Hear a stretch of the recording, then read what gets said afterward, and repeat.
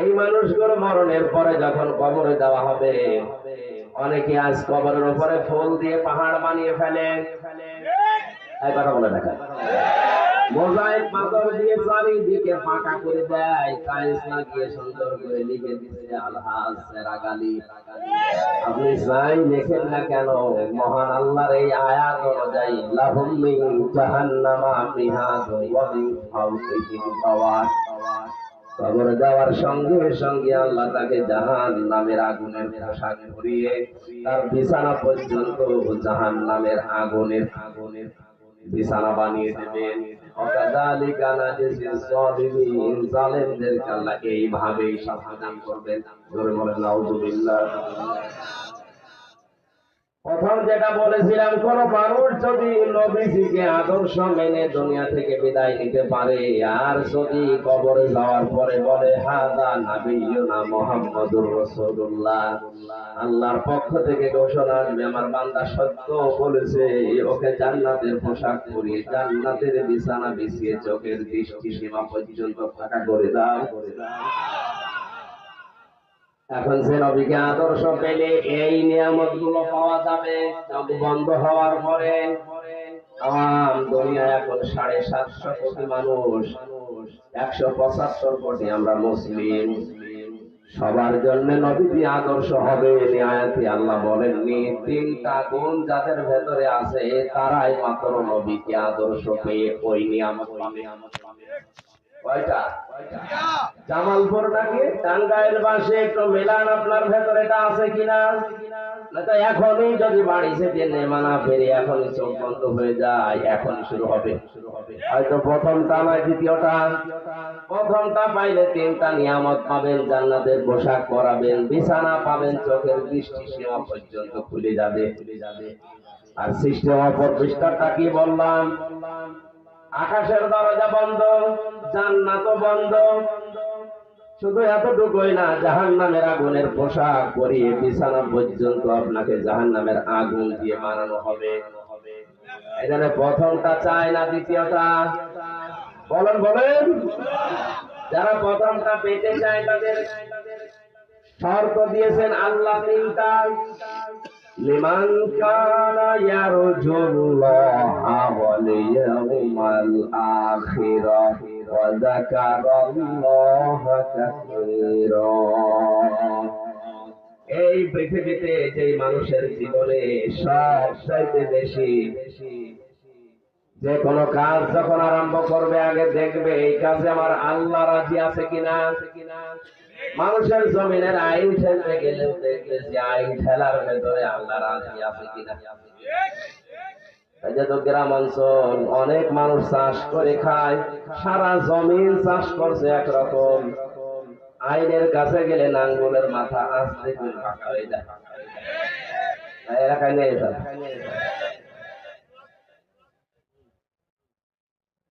যাকে আদর্শ পেলে এই নিয়ামতগুলো পাওয়া যাবে, তিনি 1500 বছর আগে জানিয়েছেন, কোন মানুষ যদি মানুষের জমিন 1 বিঘত পরিমাণও জোর করে জবরদস্তি করে ফাঁকি দিয়ে প্রতারণা করে দুনিয়ায় খেতে থাকে, কিয়ামতের দিন এরকম জমিন আল্লাহ 7টা তার মাথার উপরে পাবে। এই বিশ্বাস আমাদের আছে, বিশ্বাস আছে। বিশ্বাসটা থাকবেন, আইনগুলো এত চিকন চিকন হয়ে যায় কি করে। এখন অনেকের জমিনের আইন আর নেই, ওটা হয়ে গেছে রাত না। আইনের এই জায়গায় গিয়ে সতর্ক থাকা, যে কোনো কাজ আরম্ভ করার আগে দেখবে যেটা আমার আল্লাহ রাজি আছে কিনা। দ্বিতীয় নম্বরে ওই লোকটার জীবনে পাওয়া যাবে ওয়াল ইয়াউমাল আখিরাহ, কিয়ামতের বিশ্বাস। পৃথিবীতে যত ধরনের বিশ্বাস আছে, জীবন পরিচ্ছন্ন করার জন্য সবচাইতে বেশি দরকার কিয়ামতের বিশ্বাস। কিয়ামতে জবাব দেওয়া লাগবে। এটা যদি কোনো মানুষের ভেতরে টেন্ডেন্সি তৈরি না হয়, তার দ্বারা হাজারো মানুষের অধিকার নষ্ট হওয়ার সম্ভাবনা বেশি। আজ ইউনিয়ন থেকে শুরু করে একেবারে আদালত পর্যন্ত যে সমস্ত জায়গায় মানুষের অধিকার গুলো নষ্ট হচ্ছে দায়িত্বশীল মানুষদের মাধ্যমে, এদের ভেতরে যদি কিয়ামতের বিশ্বাস দৃঢ়ভাবে তৈরি হতো, কোনো মানুষের অধিকার নষ্ট হতো না। কিয়ামত আমার জবাব দেওয়া লাগবে আল্লাহর সামনে দাঁড়িয়ে। এই বিশ্বাসটা সঠিকভাবে তৈরি হয় না, এই কারণেই তো বিনা কারণে মিথ্যা সাক্ষী দেয়। এই দেশে মিথ্যা সাক্ষী বন্ধ হয়ে গেছে। বাংলাদেশের প্রায় 68টা জেলখানা আছে, 64 জেলায় 64টার, গাজীপুরে 4টা বেশি আছে। এই সব মিলে 68টা জেলখানায় যত মানুষ আছে, আমার মনে হয় প্রায় 90,000 মানুষ এখন জেলে। এই 90,000-এর ভেতরে 80,000-ই জানি না তার মামলা নেই, কিচ্ছু জানে। এইগুলো যে পড়ে আছে এমনি এমনি না, অবশ্যই কোন মিথ্যা সাক্ষীর কারণে। বলেন বলেন, আরে সাক্ষী তো ফেরেশতারা এসে দেয়নি, আমরাই দিয়েছি।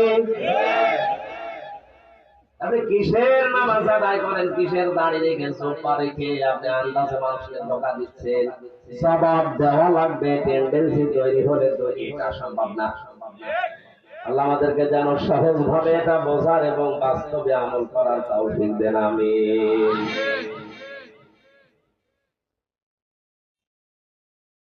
ওয়ালিয়াউমাল আখিরা পর্যন্ত যদি শেষ করে দিতেন, আমি আজটা পড়তাম না। শেষেরটা আরো কঠিন। ওয়া যাকারাল্লাহা কাসীরা, এইটা নিয়ে ঝামেলা বাংলাদেশে বেশি। আল্লাহ পাক বলেন, হে নবী, আপনাকে যারা আদর্শ হিসাবে দুনিয়ায় পাবে, তাদের 3 নাম্বার আচরণ হবে, দুনিয়ায় যার আলোচনা করুক না কেন, আমি আল্লাহর আলোচনা তাদের জীবনে বেশি থাকবে। আপনি আমার বুকে হাত দিয়ে বলেন তো, আল্লাহর আলোচনা আপনার জীবনে আছে? তার দোকানে বসলে আল্লাহর বড়ত্বের কথা মনে হয় না? ওখানে কথা হয় আমার বাবার কথা, আমার পীরের কথা না। পৃথিবীতে যদি আলোচনা কেউ করে, জিকির করে, তাহলে করা লাগবে স্মরণ কাকে?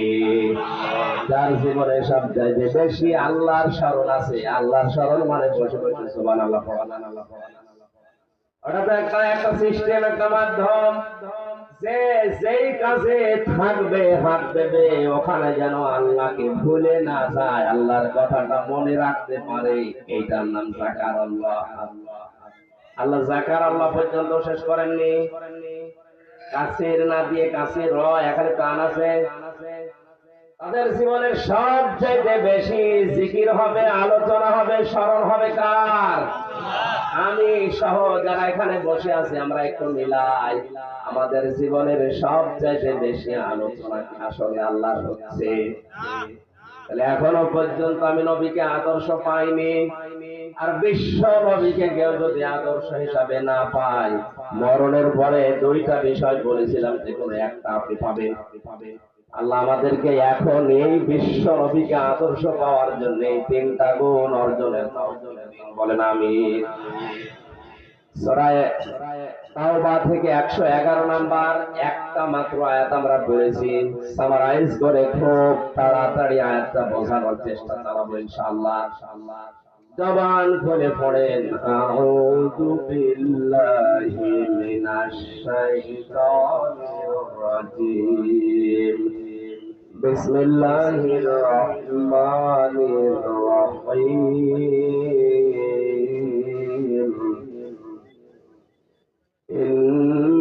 ইন্নাল্লাহা আশতারা মিনাল মুমিনিনা আনফুসাহুম ওয়া আমওয়ালাহুম বিআন্না লাহুমুল জান্নাহ।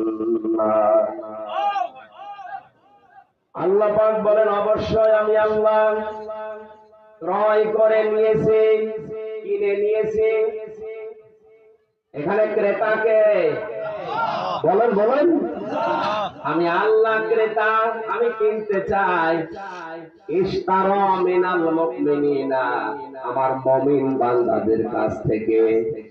বাংলার মুসলমানেরা এখানে সরাসরি ক্রেতা আল্লাহ, বিক্রেতাকে মুমিন। বিক্রেতাকে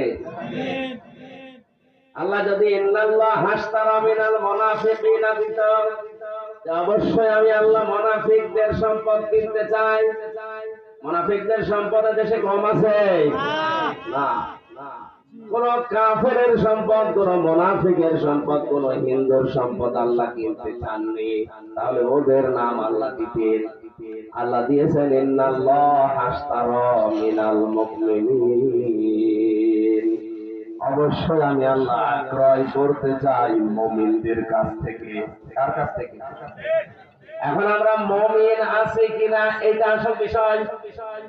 আপনি মুমিন না হয়ে যদি মুনাফিক থাকা অবস্থায় মসজিদ বানিয়ে দেন, টাইলস করে দেন, অনেক যেমন মাদ্রাসার জমি কিনেছে মাদ্রাসা বানাবে, যদি মুমিন না হয়ে মুনাফিক হয়ে করে, এটা আল্লাহ কিনবে?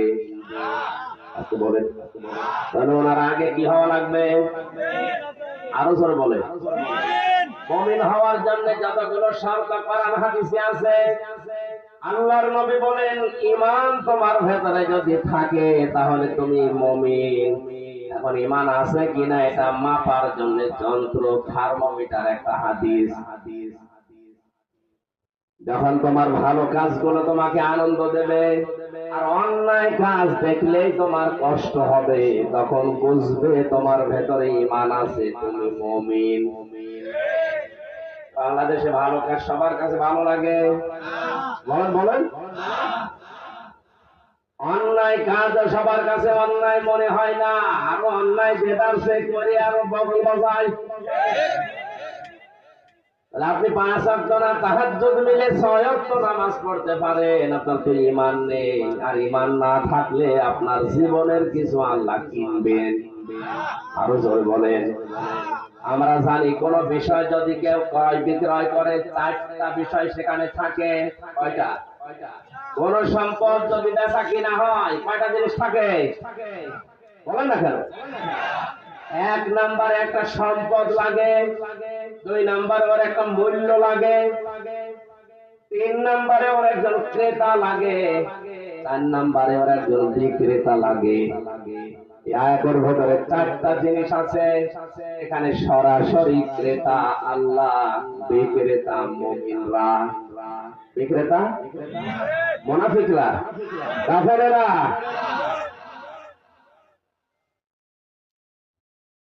আর সুদের টাকা দিয়ে, ঘুষের টাকা দিয়ে আপনি মসজিদে টাইলস লাগিয়ে দিচ্ছেন, কিয়ামত পর্যন্ত টাইলস করতে থাকেন, কবুল হবে না। কারণ আল্লাহ কোন বেঈমানের টানে না, আল্লাহ নেন মুমিনের টান। এই জন্য আমাদের আগে মুমিন হওয়া লাগবে। মুমিন হয়ে যদি একটা সোটা উদান করি, তা কবুল হবে না। ক্রেতা গেল, বিক্রেতা গেল, একটা জিনিস লাগে, একটা সম্পদ। এই সম্পদের নাম হচ্ছে জান আর মাল।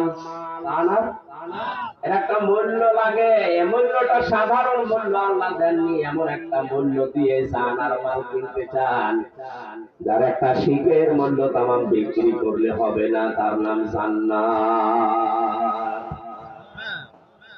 এবার আয়াতের মূল কথায় যায় আমরা। সরাসরি যিনি ক্রেতা উনি কিন্তু অদক্ষ না। অদক্ষ? ওনার দক্ষতা, ওনার জ্ঞান, ওনার মেধা, ওনার যোগ্যতা পৃথিবীর কারোর সাথে তুলনা চলে। আল্লাহ পাক এত যোগ্যতা সম্পন্ন আমাদের মালিক। আমরা যে চোখের ভেতরে এই যে ওকি চোখি মারি, চোখ টিপতে কি বলি, আলামু খায়িনাতাল আ'য়ুনি ওয়া মা তুখফিস সুদূর। চোখের ভেতরে মানুষ কি উকি ঝুঁকে দেয়, চোখ টিপ দিয়ে কি মনে মনে করে, এ পর্যন্ত আল্লাহর কাছে খবর চলে যায়। এত বড় বিশাল দক্ষতা নিয়ে আমার আল্লাহ কিনতে চান কোন জিনিস। বাজারে গেলে আপনি পচা মাছ কিনবেন? বলেন বলেন। আল্লাহ যদি কিনতে চায় কোন পচা জিনিস কিনবে? যে 2টা সম্পদের কথা আল্লাহ দিয়েছেন, যার তার কাছে কিনবে না, কিনবে শুধু। আরো জোরে, জোর হলো না? আর একবার বলেন। এটা আগে হওয়া লাগবে। মুমিনদের কাছ থেকে শুধু কিনতে চায় আনফুসাহুম, তাদের জীবন, ওয়া আমওয়ালাহুম, তাদের সম্পদ। নফসের বহু বচন আনফুস, তাদের জীবন আল্লাহ কিনতে চান। এ পৃথিবীতে সব মানুষের জীবন আল্লাহর দরকার নেই, জীবন দরকার ওইটা যার জীবন দুইটা জিনিস থেকে মুক্ত। কয়টা? আরো জোরে বলেন। ঈমান আনার পরে যে লোকটা শিরিক করে না, ঈমান আনার পরে যে লোকটা বেদাত করে না, এই দুইটা গুনাহ থেকে যারা বেঁচে থাকবে তাদের এই জীবন আল্লাহ পবিত্র বলে ঘোষণা দিয়েছে। কত মানুষ এই দুনিয়া থেকে এমনি এমনি মারা যায় দেখেন। সবাইকে মহান আল্লাহ শাহাদাতের মরণ নসিব করে না। কোরআনের পাখি সারাটা জীবন দোয়া করতো রব্বুল আলামিন, আল্লাহুম্মা ইন্নী আসআলুকা শাহাদাতান ফি সাবিলিক। হে আল্লাহ, আমি তোমার কাছে চাই, আমি যত মাহফিল তার শুনেছি, জীবনের সর্বশেষ মাহফিল পর্যন্ত তিনি মোনাজাতে শেষে এই কথা বলতেন, আল্লাহ তুমি আমাকে মরণ দিবে, শাহাদাতের মরণ দিবে। আর শাহাদাতের মরণ আল্লাহ আমার সারে তারে ধরে দিয়ে দেয় না। وَلِيَعْلَمَ اللَّهُ الَّذِينَ آمَنُوا وَيَتَّخِذَ مِنكُمْ شُهَدَاءَ وَاللَّهُ لَا يُحِبُّ الظَّالِمِينَ। সূরা আলে ইমরানের 140 নম্বর আয়াতের শেষের দিকে আছে, 4 নম্বর পারার 6 নম্বর পৃষ্ঠার শেষ লাইনে আছে। আল্লাহ তাআলা বলেন, কিছু মানুষের জীবন যৌবন, তাদের কর্ম পদ্ধতি আমার ভালো লাগে, এগুলো আমার কাছে পবিত্র মনে হয়, তখন ওদেরকে সাধারণ ভাবে মরণ দেই না, ওদের শাহাদাতের মরণ দিয়ে আমি আল্লাহ ধন্য করি। শাহাদাতের মরণ কেন দেওয়া হয়? মাওলানা জহিরুল ইসলাম যদি এখনই মারা যান, উনি যদি ঈমান নিয়ে মরতে পারেন, এখনই আপনি কবরে দিয়ে দেবেন, ফেরেশতারা বলবেন তুমি যা। কিয়ামত পর্যন্ত ঘুমিয়ে থাকবে, সিংহায় ফৎকার দেওয়ার দিন উনি আবার টের পাবে। এই শেষ মাঝখানে উনি আর টের পাবে না। কিন্তু কোন মানুষ যদি শাহাদাতের মরণ পায়, আল্লাহ তাআলা বলেন ও শুধু মরে না, আলা তাহসাবান্নাল্লাযীনা কুতিলু ফি সাবিলিল্লাহি আমওয়াতা বাল আহইয়াউন ইনদা রাব্বিহিম ইরযাকুন। হে নবী, যারা শাহাদাতের মরণ পাবে এদেরকে আপনি মৃত বলবেন না, এরা জীবিত। আর আমরা জানি জীবিত থাকলে খাবার খাওয়া লাগে, এই কথা বলেন না কেন? এই জন্য দেখেন বাল আহইয়াউন, এরা শুধু জীবিত না, ইনদা রাব্বিহিম ইরযাকুন, তাদের রবের কাছে তারা রিজিক পায়। সুতরাং মাওলানা আবুল কাসেম যদি শাহাদাতের মরণ পায়, উনি কবরে যাওয়ার পরে ঘুমিয়ে থাকবে না জহিরুলের মতো, উনি সঙ্গে সঙ্গে জীবিত এবং আল্লাহ নিজে ওনাকে কিয়ামত পর্যন্ত খাওয়াবে। সুতরাং যারা শাহাদাতের মরণ পাচ্ছে, আমরা অনেকে উপহাস করে, ঠাট্টা করে, আর ভাই আপনি যদি ঈমান নিয়েও মারা যেতে পারেন, কবরে গেলে শুধু ঘুমিয়ে থাকবেন। আর উনি তো ঘুমাচ্ছে না, উনি দুনিয়ার এই পচা খাবার বাদ দিয়ে মরণের পরে শাহাদাত যদি নসিব হয়ে যায়, কিয়ামত পর্যন্ত আল্লাহ ওনাকে খাওয়াবে। আর মানুষের শরীরে যদি খাবার প্রবেশ করে, কি তৈরি হয়? রক্ত গোশত। কি তৈরি হয়? বলেন না কেন? আল্লাহ যে খাবার খাওয়ান শাহাদাতের মরণ হলে, রক্ত মাংস যে তৈরি হয়, তার বাস্তব প্রমাণ নবীজির চাচা হামজা। হযরত হামজা শহীদ হওয়ার প্রায় 30 বছর পর তার কবরটা ভেঙে গিয়েছিল একবার। মদিনায় প্রচন্ড ঢল হয়েছে, বৃষ্টিপাত হওয়ার কারণে ঢল গিয়ে ওনার কবরটা গিয়েছে ভেঙে। হযরতে হামজার সাথে 30 বছর আগে ওই সময়ে যারা যুবক বয়সে জিহাদ করেছিল, তারা আজও বেঁচে আছে, তারা আজ মুরব্বী। এই রক্তের অনুসন্ধান করতে গিয়ে দেখে যেখান থেকে রক্ত আসে এই কবর হযরতে হামজার। তাকিয়ে দেখে যে সমস্ত জায়গাগুলো কাফেরেরা তরবারি দিয়ে আঘাত করেছিল, ওনার 70 টুকরা করা ছিল, ওই জায়গা দিয়ে এখনো পর্যন্ত ফিনকি দিয়ে রক্ত বের হচ্ছে। বাংলার মুসলমানেরা উনি যদি খাবার না খাবে 30 বছর পরে ওনার শরীরে রক্ত আসবে কোথা থেকে? একবার বলে দেখা। তাহলে আয়াতটা যে বাস্তব প্রমাণ মিলেছে আপনার বিশ্বাস হচ্ছে? যাকে তাকে আল্লাহ ধরে শাহাদাতের মরণ নসিব করাবে। আপনার জীবনে যদি জুলুম থাকে, আয়াতের শেষে ছিল কি আল্লাহু লা ইউহিব্বুজ জালিমিন, কোন জালেমকে আল্লাহ ভালোবাসেন না। আল্লাহ ভালো না বাসলে শাহাদাতের মরণ না। এই জন্য শাহাদাতের মরণ পেয়েছে যারা, এই মানুষগুলোর জীবন আসলে ধন্য। কিয়ামত পর্যন্ত আল্লাহ নিজের কুদরতি হাতে তাদের খাবার খাওয়াতে থাকবে। জেলখানায় আমার সামনে কত মানুষ যে মারা গেল, ওখানে মানুষ মরে বেশি থাকতে শুনে 24 ঘন্টা একটা ঘরের ভেতরে তালাবদ্ধ থাকতে পারবে। এদিকে 3.5 হাত, এদিকে 2.5 হাত, এতটুকু একটা জায়গায় ওর ভেতরে টয়লেট করা। 24টা ঘন্টা যদি একটা মানুষ 30 বছর থাকে এমনি পাগল। যদি যোগাযোগ বিচ্ছিন্ন করে রাখা হয়, আমার তো 3 বছর যোগাযোগ বিচ্ছিন্ন করে একটা ঘরের ভেতরে জিন্দা মানুষের একটা খবরের সাইডে একটু বড় খবর 3.5 হাত, আর এদিকে হয়তো 1.5 হাত, আর ওইটা এদিকে 2.5 হাত। এতটুকু দুনিয়ার কোন যোগাযোগ আপনার সাথে থাকবে না। 3টা বছর যদি আপনি ওইভাবে এক ঘরের ভেতরে তালাবদ্ধ থাকতেন, যোগাযোগ বিচ্ছিন্ন হয়ে আমি এমনিতে আমার পানি হয়ে যাওয়ার কথা। এটা আমার অনেক জানা জিনিস পর্যন্ত আমি ভুলে গেছি। বহু তথ্য আমার এই মাথার ভেতরে ছিল, এই 3টা বছরে অনেক কিছু হারিয়ে ফেলেছি। এখন আবার আস্তে আস্তে করে ওগুলো স্টাডি করা লাগছে। আল্লাহ যেন আবার ফিরিয়ে দেন, আরো বেশি করে দেন, জোরে বলেন আমিন। মানুষগুলো যখন মরতে দেখতাম, আমি এর আগেও শুনেছি জেলখানায় নাকি আজরাইল যায় না, প্রমাণ পেলাম 3 বছর ভেতরে মরে না। মরে যাওয়ার পরে পায়ে বেড়ি লাগিয়ে হাতে হ্যান্ডকাপ লাগিয়ে বের করে দেয়, হাসপাতালে নিয়ে যাচ্ছে মরা মানুষ, আর বলে যে মরেছে রাস্তায়, অথচ মরে পড়েছিল বেড়ি।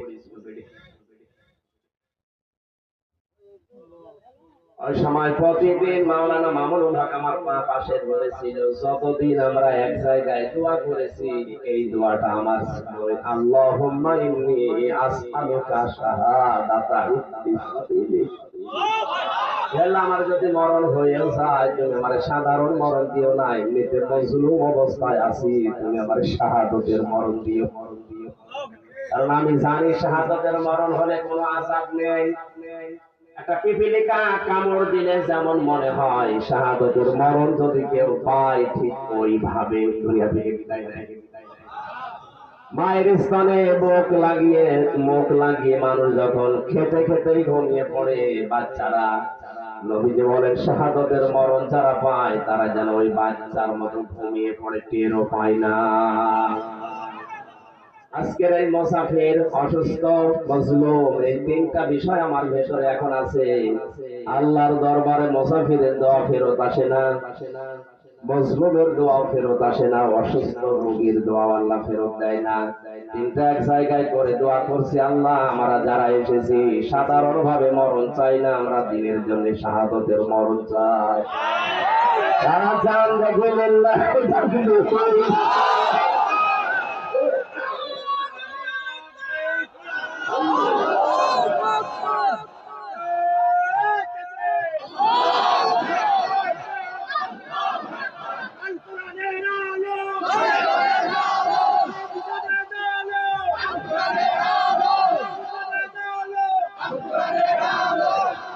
আলহামদুলিল্লাহ। ভাই মেয়েরা যারা দাঁড়িয়ে আছেন, বসে আছেন, যেভাবে শুনছেন, এবার শোনেন। প্রথম শব্দে আল্লাহ দিয়েছিলেন আনফুসাহুম, তাদের জীবন আমি কিনতে চাই। তাহলে মানুষের ভেতরে আল্লাহ জীবন যাদের কিনবে, জীবন পরিষ্কার পবিত্র শুদ্ধ হওয়ার জন্য যে 2টা ঔষধ বললাম, আমাদের জীবনে আর চাই থাক যেন শিরিক থাকে না। একবার বলে দেখেন, শিরিক যদি থাকে আপনার যত আমল আখলাক ছিল সব ধ্বংস হয়ে যাবে। অন্যান্য গুনাহ যদি ছোটখাটো হয়েও যায়, আগে খেয়াল করে দেখবেন আল্লাহ আমার কোন কাজে যেন শিরিক না হয়। এদেশ যেহেতু আমরা কোরআন হাদিস থেকে অনেক পিছিয়ে, এই জন্য জেনে হোক বুঝে হোক না জেনে হোক শিরিকের ভেতর আমরা নিমজ্জিত হয়ে যাবে। অনেকেই মাসলা দিয়েছে যারা জেনে শুনে তাবিজ ব্যবহার করে, এটা শিরক। এখানে যাদের তাবিজ আছে গলায়, হাতে, মাথায়, আশা করছি আপনি খুলে ফেলবেন জীবন পরিষ্কার পবিত্র করার জন্য। 2 নম্বরে আমাদের জীবনে যেন কোনো বেদাত না আসে। কি বলেন বলেন? আল বেদাত দালালা, প্রতিটি বেদাত দলাল, গোমরাহি। প্রত্যেকটা গোমরাহি জাহান্নামের দিকে মানুষকে নিয়ে যেতে চায়। আমরা আর চাই করি অন্তত আবেগে যেন বেদাত করে না ফেলি। বেদাত মানে নতুন আবিষ্কার। বেদাত মানে ইসলামের মধ্যে নতুন কিছু যদি আপনি ঢুকিয়ে বলেন এটা ইসলাম, তাহলে আপনার জীবন পবিত্র হবে না, আল্লাহ কিনবেন। বলেন না কেন? যতটুকু ইসলাম নবীজি রেখে গিয়েছিলেন কিয়ামত পর্যন্ত ওইটাই ফাইনাল। নতুন করে কিছু দিয়ে বলা যাবে না যে এইটাও ইসলাম। আর এটা বাংলাদেশ, ভারত আর পাকিস্তানে বেশি চলছে। আন্দাজে নতুন একটা ইবাদত জারি করে নিয়েছে। নবীজি 4টা শব্দ দিয়ে সারা জীবন জিকির করতেন, সুবহানাল্লাহ, আলহামদুলিল্লাহ, আল্লাহু আকবার, লা ইলাহা ইল্লাল্লাহ। আপনি যদি সত্যি জিকির ইবাদত মনে করে করেন, এই 4টা শব্দের বাইরে আন্দাজে নতুন কোনো শব্দ বানাতে পারবেন না। যদি বানান তাহলে দলিল দেওয়া লাগবে যে আল্লাহর নবী এবং সাহাবীদের জীবনে এরকম করেছে কিনা। হযরত ইবনে মাসউদ রাদিয়াল্লাহু তাআলা আনহু বলেন, আল্লাহর নবীর ইন্তেকালের 40 দিন পর আমি একবার সফরে গেলাম, সিরিয়ায় সফরে গেলাম। সে দেখে একটা মসজিদে নামাজের পরে মানুষ জোরে সোরে চিৎকার করে করে ডাকতেছে আল্লাহকে। আমি নামাজ শেষ করার পরে বললাম, আমাকে চেনো তোমরা? সবাই আমার দিকে তাকিয়েছে, কে গো, আমাকে চেনো? এই কথা বলে। আমি নিজের পরিচয় দিয়ে বললাম, আমি কিন্তু মুহাম্মদ রাসূলুল্লাহর সাহাবী ইবনে মাসউদ। নবীজি 40 দিন মাত্র দুনিয়া থেকে বিদায় নিয়েছে, এখনো পর্যন্ত তার কবরের মাটি শুকায়নি। আর এর ভেতরেই তোমরা নতুন আবিষ্কার তৈরি করে ফেলেছো। ইসলামের ভেতরে নতুন করে আবিষ্কার করলে কে তোমাদের পারমিশন দিয়েছে বলো? সারাটা জীবন আমি নবীর সাথে কাটালাম, কোনদিন নবী এরকম চিৎকার করে আল্লাহকে ডাকে নাই। আরে ভাই, আপনি ইসলাম নেবেন তো নবীর কাছ থেকে না বাবার কাছ থেকে? বলেন বলেন। জীবন যদি পবিত্র না হয়, পরিষ্কার না হয়, বৈধ না হয়, আপনার জীবন যত বড় হোক, 70 না 200 বছর হায়াত পেলে আপনার জীবন আল্লাহর দরকার নেই।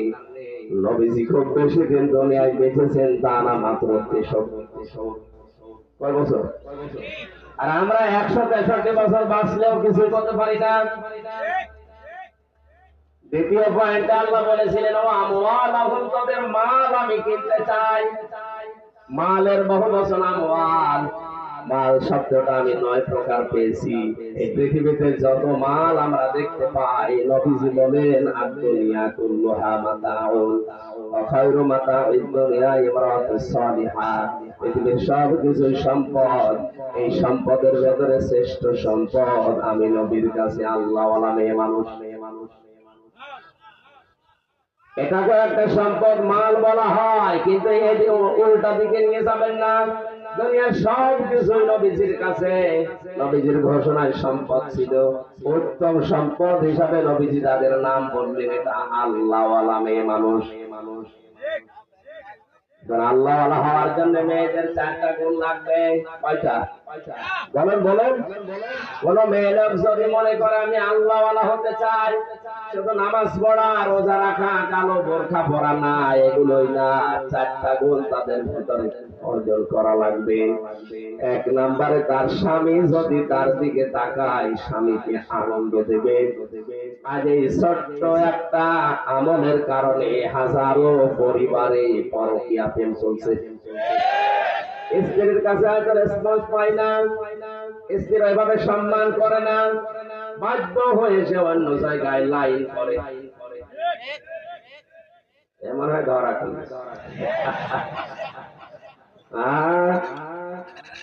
সম্মানিত মা বোনেরা, আপনারা যারা আছে, দেখেন কত স্বামী এখানে অলরেডি লাইন লাগিয়ে আছে।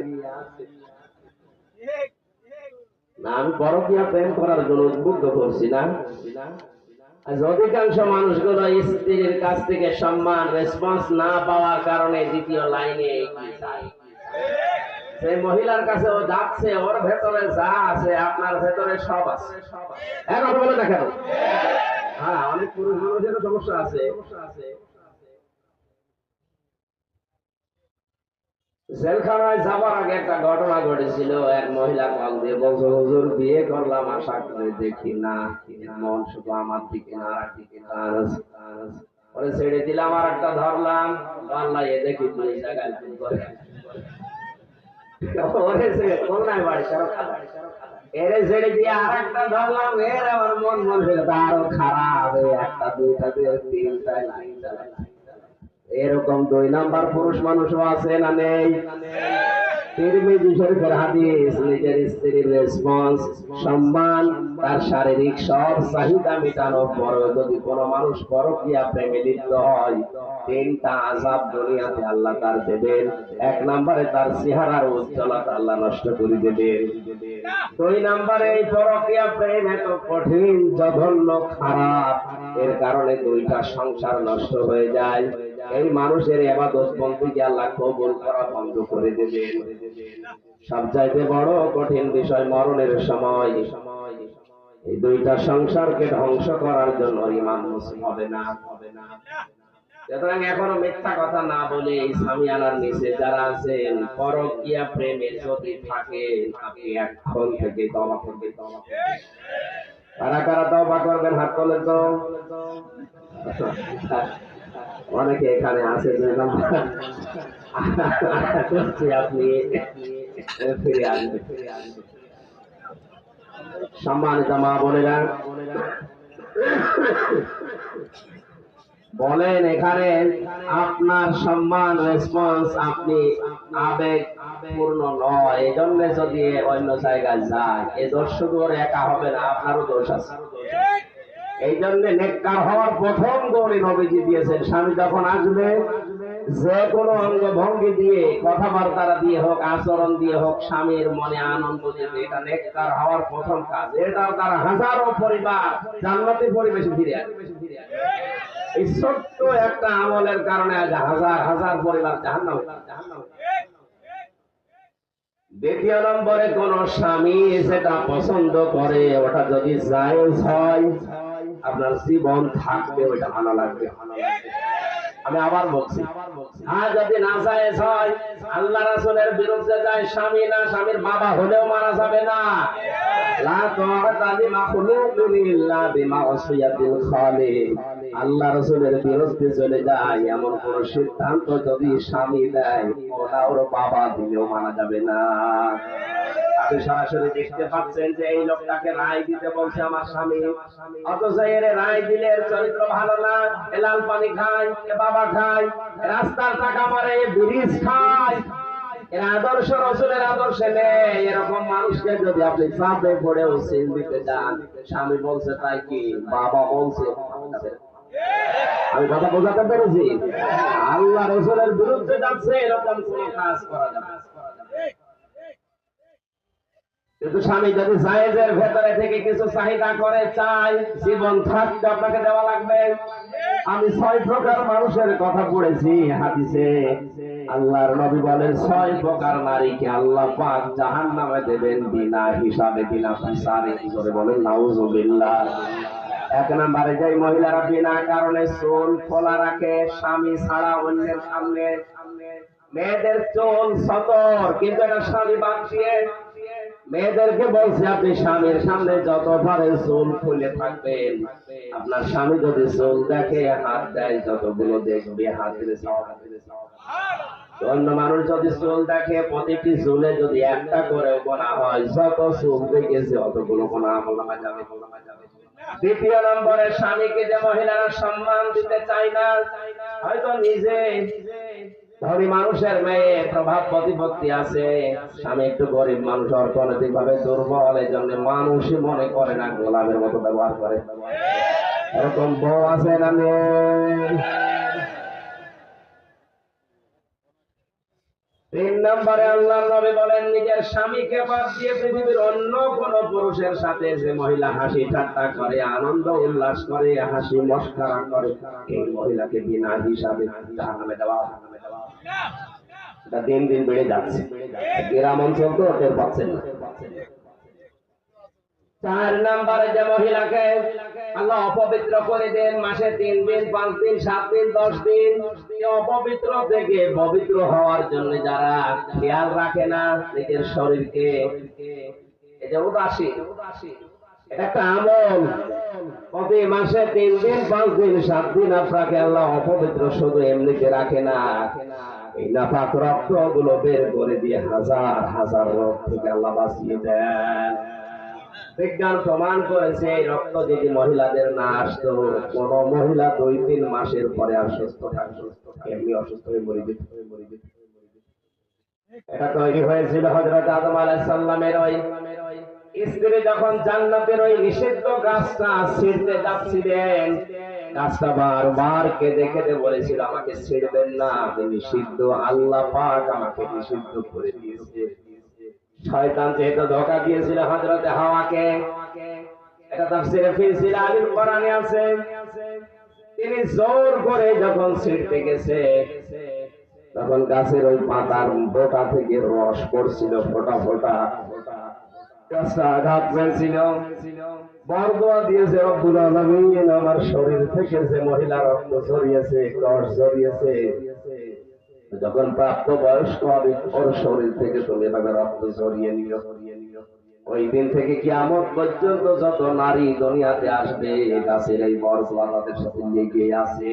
এজন্য অপবিত্র হওয়ার পর থেকে পবিত্র হওয়ার জন্য যারা খেয়াল রাখে না, চেষ্টা করে না, এদেরকে জাহান্নামে যাওয়া লাগবে। 5 নম্বরে অন্যের সুখে যারা হিংসা করে, এটা মেয়েদের ভেতরে নেই, এইটা সবচেয়ে অন্যের সুখে যারা হিংসা করে, আমার হোক ওর যেন না হয়। আমি জেলখানায় থাকতে আমার দাদা মারা গেছে, উনি একটা গল্প বলছিলেন, বেঁচে থাকতে এক লোক মাঠে চাষ করতে গিয়ে একটা পাথর পেয়েছে, পাথর একটু নাড়া দিলে, ঘষা দিলে একটা দৈত্য বের হয়, ডাক দিয়ে বলে, মালিক কি চান বলে, এনে দেব, কিন্তু সাবধান, আপনি যা চাবেন আপনাকে দেব, আর আপনার পাশে যে থাকবে ওই জিনিসটা ডবল হয়ে যাবে, আমার দরকার নেই। বাড়িতে যাই স্ত্রীকে বলছে, কুদরতের পাথর রেখে দাও, সাবধানে, আমি মাঠে গেলাম, একটু সাবধান, মশা যেন না লাগে। মেয়েদের যেটা নিষেধ করবে তখন এটা বেশি করবে। গেছে মাঠে, চিন্তা করছে কি আছে এর ভেতরে, স্বামী বলে গেল,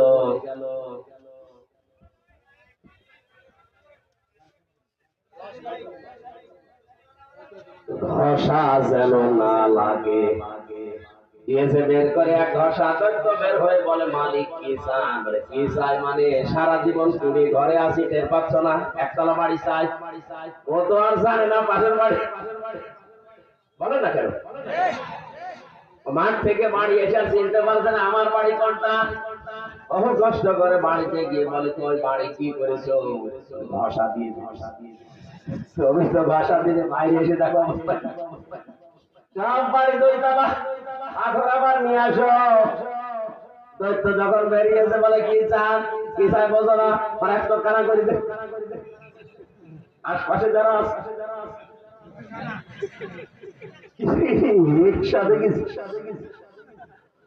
সম্মানিত মা বোনেরা, জাহান্নামে যাওয়ার অন্যতম কারণ এই হিংসা, এটা দূর করা লাগবে। মেয়েদের ভেতরে সবচেয়ে মেয়েগুলো আমার পরে রাগ করে, এই কারণে। আর একটা হাদিস বলছে, মুসলিম শরীফের হাদিস 3212 নম্বর, 6 নাম্বারটা একটু ঝামেলা, এটা বলার দরকার। যারা কথায় কথায় মিথ্যা কসম করে, গীবত করে, মিথ্যা কসমটা একটু বেশি, কিছু যদি চুরি হয় এলাকায়, ছেলের মাথায় হাত দিয়ে আন্দাজে কসম থেকে ফেলে। পৃথিবীর কারো মাথায় হাত দেওয়া, মসজিদে উঠে কোরআন মাথায় নিয়েও কসম করা যায়, এই কসম করা যায় যাচ্ছে শুধুমাত্র আল্লাহর নামে। আর বেশি বেশি যারা কসম করে, এদের উপরে আল্লাহ লানত দেয়। আল্লাহ মেয়েদেরকে চায় যেন 6টা কাজ থেকে যেন হেফাজত রাখেন, জোরে বলেন আমিন। নেককার হওয়ার 2 নম্বরে বলেছিলাম, স্বামী যেটা পছন্দ করে যদি জায়েজ হয়।